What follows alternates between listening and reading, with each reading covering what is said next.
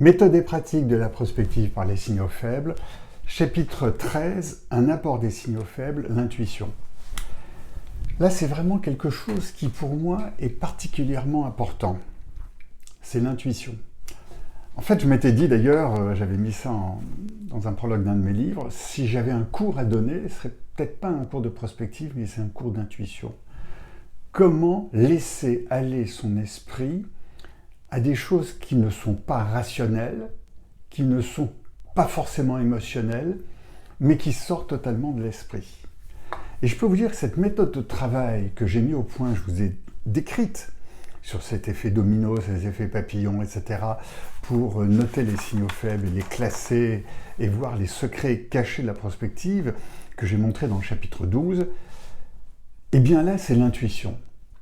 L'intuition, c'est vraiment quelque chose difficile à définir. Moi, j'appelle ça l'intuition un excès de vitesse de la connaissance. C'est-à-dire que j'acquiers par ces signaux faibles cumulés, ces signaux faibles cachés, ces idées recherchées, ces idées que je lis les unes avec les autres, j'acquiers une masse d'informations et tout à coup une spontanéité, une fulgurance qui dit « ça c'est quelque chose qu'il faut lier ».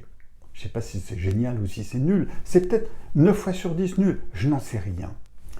Il n'empêche que c'est cet excès de vitesse de la connaissance. C'est-à-dire que j'ai acquis plein de choses et j'en tire des conclusions très rapidement.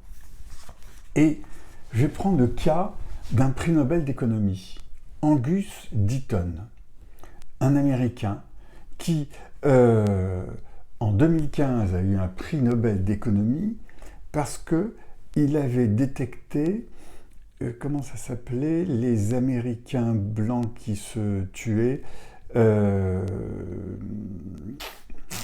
Bref, il a détecté que les Américains blancs de 40 à 55 ans se tuaient plus que les blancs des autres pays et plus que les noirs au sein même des États-Unis.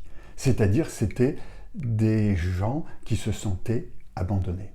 Et quelques années plus tard, arrive Trump. Et c'est l'explication. Mais sa démarche de départ est une démarche purement intuitive, une idée qu'il a émise et sur laquelle il a, comme quand on a intuition, tiens, mais c'est ça, ensuite je vais le démontrer. Et il l'a démontré, et donc prix Nobel d'économie, Angus Deaton. Pour vous en souvenir, Angus c'est un bœuf, Deaton, bon d'accord, c'est pas bon.